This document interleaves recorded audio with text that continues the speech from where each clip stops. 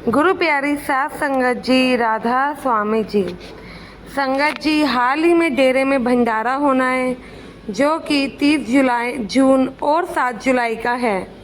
इससे पहले आज की इस वीडियो में 28 जून को डेरे में हुए सवाल जवाब हम आपसे साझा कर रहे हैं। संगत जी, बाबा जी ने अपनी संगत को आज बहुत ही प्यारे दर्शन दिए। पहला सवाल लड़के ने बाबा जी से यह किया कि बाबा जी, मैं भजन सिमरन तो करता हूँ लेकिन मुझे डर लगता है, आसपास कुछ आवाज़ें भी सुनाई देती हैं, तो मैंने डर के मारे भजन सिमरन ही करना छोड़ दिया है। तो इस बात पर बाबा जी कहते हैं, बेटा ये तो ज्ञानता का डर है। हम मन के बहकावे में आ जाते हैं और भजन सिमरन छोड़ देते हैं। हमें ऐसा कभी नहीं करना चाहिए। हमें भजन सिमरन को नहीं छोड़ना है। जैसे हम खाना नहीं छोड़ सकते, वैसे भजन सिमरन को छोड़ने का भी कोई फ़ायदा नहीं है। फिर एक लड़का बाबा जी से कहता है, बाबा जी मैं आपके पास ही रहना चाहता हूँ। मैं अपनी मम्मी पापा से जिद करता हूँ कि मुझे ब्यास भेज दो। तो बाबा जी समझाते हैं, बेटा पहले हमें अपने माँ बाप की बात सुननी है। हमारी पहले जिम्मेदारी हमारे माँ बाप के प्रति है। उसके बाद आप सेवा में जा सकते हो, कोई मनाही ही नहीं है। फिर एक भाई कहता है कि बाबा जी मुझे बहुत ज़्यादा गुस्सा आता है और मैं अपने आप पर काबू नहीं रख पाता हूँ। तो बाबा जी ने कहा कि बेटा गुस्से से प्रॉब्लम सॉल्व होने की बजाय बढ़ जाती है। गुस्सा तो हमारा सबसे बड़ा दुश्मन है। गुस्से में हम कई बार ऐसे कदम उठा जाते हैं जिसके लेकर हमें बाद में बहुत पछताना पड़ता है। इसलिए विनम्रता से स्वभाव रखना चाहिए, विनम्र स्वभाव होना चाहिए। अगला सवाल एक बीवी करती है जो कि बाबा जी से कहते हैं, बाबा जी बच्चे मेरा कहना नहीं मानते हैं। तो बाबा जी कहते हैं, कोई बात नहीं, जब उन पर किसी चीज़ की जिम्मेदारी पड़ेगी तो वह अपने आप सुधर जाएंगे और समझने लगेंगे, और आप उन पर गुस्सा ना करा कीजिए।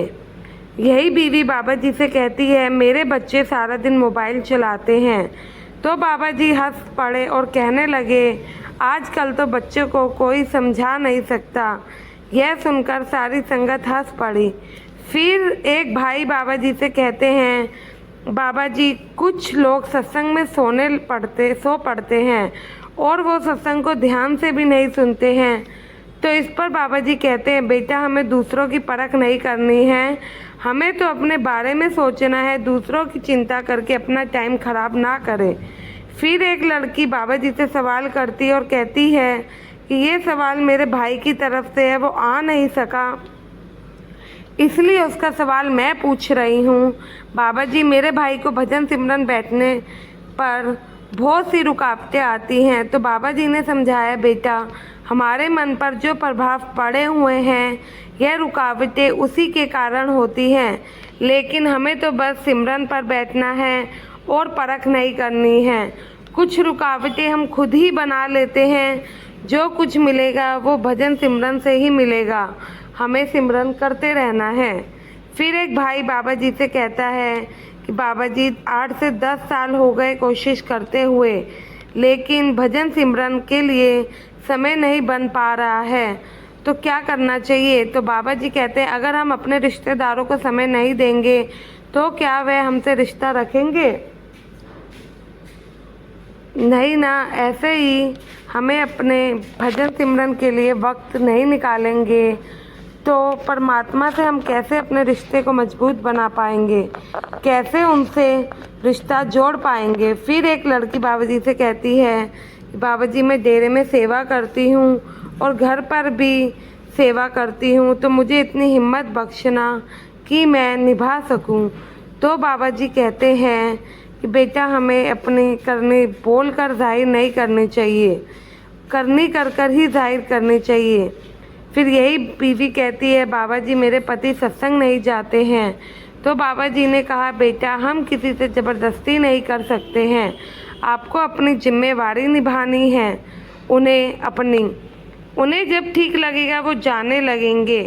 फिर अगला सवाल एक भाई बाबा जी से पूछता है कि बाबा जी ऐसा कहा जाता है कि अगर हम संतों की शरण में चले जाएं तो हमारे सारे कर्म कट जाते हैं। इस पर बाबा जी कहते हैं बेटा जैसा करोगे वैसा ही भरोगे। कर्मों का हिसाब अटल है, उसको कोई नहीं बदल सकता। हाँ यह बात ठीक है कि संतों के पास जाने से हमारे पास ताकत आ जाती है और हम अपने कर्मों का हिसाब देते हुए हमें ज़्यादा तकलीफ़ नहीं होती, लेकिन कर्मों का हिसाब तो हर हाल में ही देना है। तो अगला सवाल एक लड़की करती है बाबा जी से और कहती है कि आज परसों मेरा जन्मदिन है और आज आपने मुझे सवाल जवाब करने का मौका देकर मुझे मेरे जन्मदिन का गिफ्ट दे दिया है।